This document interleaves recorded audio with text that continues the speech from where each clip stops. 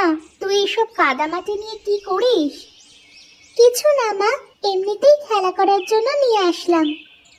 এ তো দেখছি পচা পুকুরের কাদা, কি গন্ধ! কি যে বলো না মা তুমি, কাদাতে তো একটু মাটির গন্ধ থাকবেই। যাও, তোমাকে দেখা লাগবে না, তুমি ঘরে যাও। এসব পচা কাদা নাড়তে নিষেধ করলাম, তাও শুনলি না তো। যদি গায়ে কোনো খোস পাছড়া বের হয় তাহলে কিন্তু আমাকে তখন বলতে আসিস নে। ঠিক আছে, বলবো না, যাও তুমি ঘরে যাও। সে না হয় গেলাম, কিন্তু তাড়াতাড়ি হাত পা ধুয়ে ঘরে আয়, রান্নার কাজে একটু সাহায্য কর আমায়। ঠিক আছে মা, তুমি যাও, আমি আসতেছি।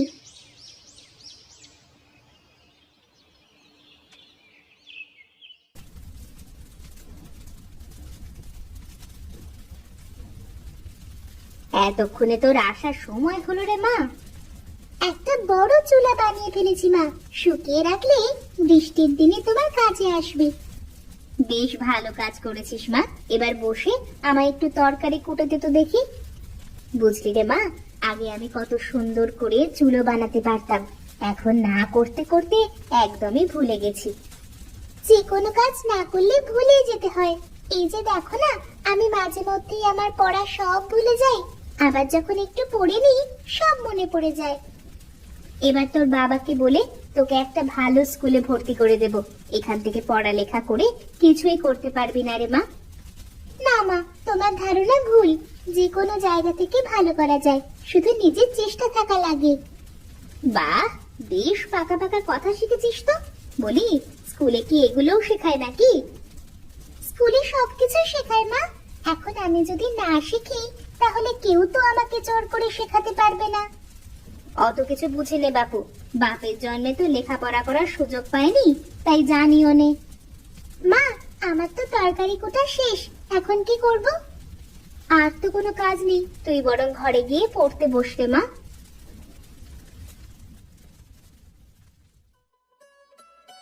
হরি, সবাইকে ভালো করে খাওয়া। দেখ দেখ, ওখানে কি লাগবে দেখ। সবাইকে খাবার দিয়েছি দাদা, সবাই তো খাচ্ছে। ঠিক আছে, তুই একটু এদিকে আয় দেখি। হ্যাঁ দাদা, বলো কি বলবে। বলি, বাজারের কি খবর?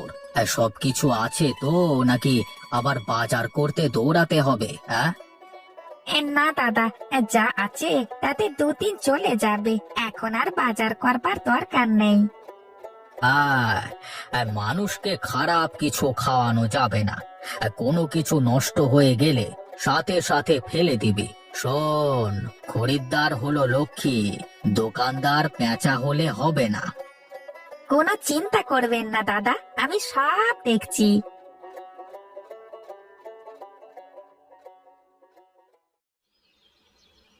মা, একটু আস্তে টানো না চুলগুলো, আমার খুব ব্যথা লাগতেছে। লাগুক একটু, ওটুকু লাগলে কিছু হয় না। একটু টেনে টুনে তেল না দিলে কি আর চুল বাড়বে শুনি? ও এমনি বাড়বে, এত তেল দিয়ে কি হবে? বরং তেল দিয়ে আরো চুলে আঠা আঠা হয়ে যায়। কিচ্ছু হবে না, চুপটি করে বস তো দেখি।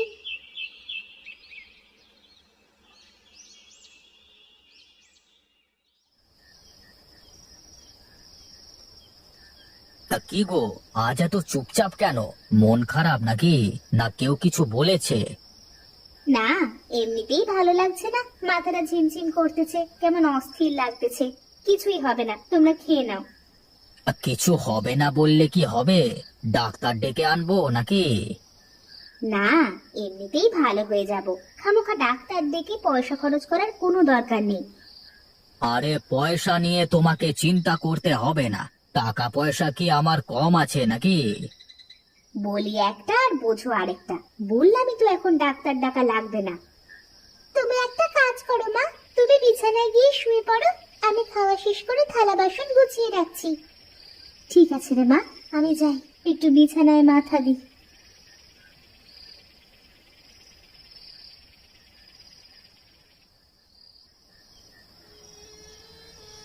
তখন কত করে বললাম ডাক্তার ডেকে আনি, আমার কথা শুনলো না। এখন বুঝুক মজা। বাবা, তুমি থামবে? মনে হয় মা ভেবেছিল এমনিতেই এমন হচ্ছে, তাই তো ডাক্তার ডাকতে নিষেধ করেছিল, আর বাড়ির বউয়েরা সবসময় এরকম একটু করে। বেশি পাকা পাকা কথা শিখে গেছিস তুই। এখন দেখ তো মায়ের কি অবস্থা। আর না পারছি ঘুমাতে, না পারছি জেগে থাকতে। তুমি ঘুমিয়ে পড়ো বাবা, আমি মাকে দেখতেছি। আমাকে তো আবার সকালে ঘুম থেকে উঠে হোটেলে যেতে হবে। তা আবার হয় নাকি? তোকে একলা জাগিয়ে রেখে আমি ঘুমাতে পারি নাকি? সকাল না হলে তো ডাক্তারও ডাকতে পারছি না। তুমি একটু ঘুমিয়ে নাও, আমার ঘুম আসলে আমি তোমায় জাগিয়ে দিয়ে ঘুমোবো। না রে মা, কাল দরকার হয় হোটেল বন্ধ করে রাখবো। হোটেল বন্ধ রাখলে বাজারের এত মানুষ না খেয়ে থাকবে নাকি? হোটেল তো ওই একটাই। সে যা হয় হবে, হরি একলা সামলে নিতে পারবে।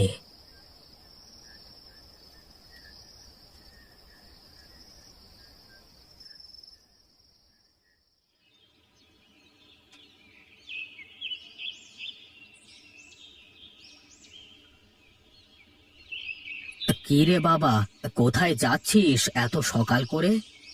কাল রাত থেকে হঠাৎ করে মা খুবই অসুস্থ। কি যে হয়েছে কিছুই বুঝতে পারছি না, খালি কেমন যেন করছে, তাই তো ডাক্তারের কাছে যাচ্ছি। চল বাবা চল, তোর কাকিরও তো কাল থেকে একই অবস্থা।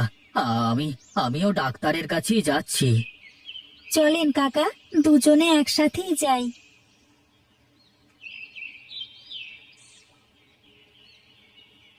ও প্রতাপদা, প্রতাপদা, আরে ও প্রতাপদা, কোথায় চললে ওরকম হন হন করে? কি রে, তোরা কোথায় যাস? দাদা, কালকে রাত থেকে গিন্নি অসুস্থ, মাথা ঝিমঝিম করে, গায়ে জ্বর, কিছুই তো বুঝতে পারছি না। কি বলিস রে? আরে আমার গিন্নিরও তো ওই একই সমস্যা। কি রে ভাতিজা, তোর আবার কি?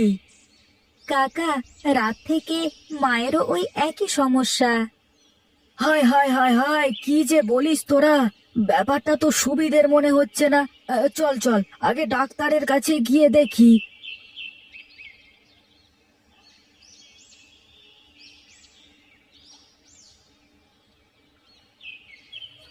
কি রে হরি, কোথায় চললি এই সকাল করে? হ্যাঁ দাদা, আর বলেন না, কাল রাত থেকে গিন্নি অসুস্থ। ডাক্তারকে দেখালাম, ডাক্তার কিছুই বলতে পারলো না। হ্যাঁ, কিছু জ্বরের বড়ি দিয়ে চলে গেল। বুঝলি বিনোদ, আমার মনে হয় ডাক্তার দিয়ে কিছু হবে না। আর তাছাড়া সবার একসাথে এমন হওয়ার কারণটাও আমার কাছে সুবিধের মনে হচ্ছে না। তার চেয়ে বরং চল আমরা বুড়িমায়ের কাছে যাই, সে কি বলে শুনি। হ্যাঁ দাদা, তাই চলো, দেখি কি বলে।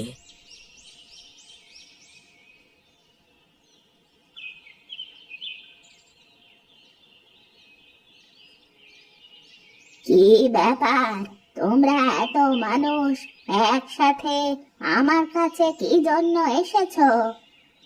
বুড়িমা, আপনার সাথে কিছু কথা ছিল। তো বেশ বেশ, বলে ফেলো দেখি, কি বলবে? ও আচ্ছা, এই ব্যাপার তাহলে। আমি জানতাম এমন একটা কিছু ঘটবে। কি বলো বুড়িমা, কি হয়েছে কিছু বলবে কি? এক দুষ্ট আত্মা তার মৃত্যুর প্রতিশোধ নিতে এভাবে গায়ের মানুষের মাঝে উতলা তৈরি করেছে, যে কোনো সময় যে কারো প্রাণ নিয়ে নিতে পারে। কিন্তু বুড়িমা, শুধু বাড়ির গিন্নিদের কেন? আর কিভাবে এর থেকে মুক্তি পাওয়া যাবে? গায়ে সব বাড়ির রান্নার চুলো ভেঙে ফেলতে হবে, অথবা বন্ধ করে দিতে হবে। একটা আতপ চুলা লাগবে, নতুন কাদা দিয়ে বানানো। সেই চুলোতে ওই দুষ্টু আত্মাকে বিনষ্ট করতে হবে, তবেই সবাই সুস্থ হয়ে যাবে। ঠিক আছে বুড়িমা, আমরা সব ব্যবস্থা করছি, তুমি চলে চলে এসো কেমন? সবাই চলো, সবাই চলো, গিয়ে যার যার বাড়ির চুলো সব বন্ধ করে দাও।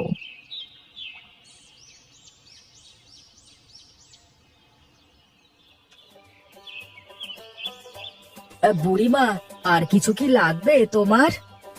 আমাকে একটা বড় মশাল এনে দিতে হবে চুলায় আগুন দেওয়ার জন্য। এই নিন বুড়িমা। আর কিছু লাগবে? না, আর কিছুই লাগবে না, তোরা একটু দূরে গিয়ে দাঁড়া। দাদা, আমার তো ভয় করছে। বাড়িতে ছোট মেয়েটা আর অসুস্থ বউটাকে ওভাবে রেখে আসলাম, মেয়েটা ভয় পাবে না তো? আরে না না, কিছুই হবে না, দাঁড়িয়ে দেখতে থাক।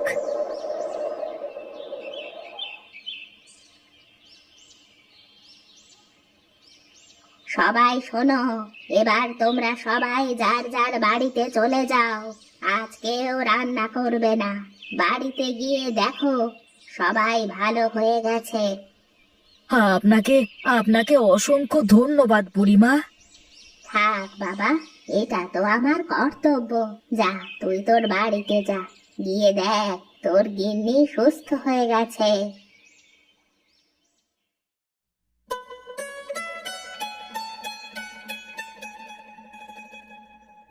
বাবা দেখো, মা সুস্থ হয়ে গেছে। আমি জানি রে মা, তাই তো তাড়াতাড়ি বাড়িতে চলে আসলাম। আমার কি হয়েছিল গো? ও তোমার না জানলেও চলবে গিন্নি, এখন তো তুমি ভালো হয়ে গেছো।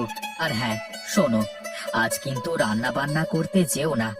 আজ সারা গায়ের একটাই চুলো, আর তাতে পুড়ে ভস্ম হলো ওই দুষ্ট আত্মা। বাবা, আর কখনোই আত্মা ফিরে আসবে না তো? না রে মা, আর কখনোই ফিরে আসবে না। তোমরা তাহলে ঘরে থাকো, আমি বাইরে থেকে তোমাদের জন্য কিছু খাবার কিনে আনি, কেমন?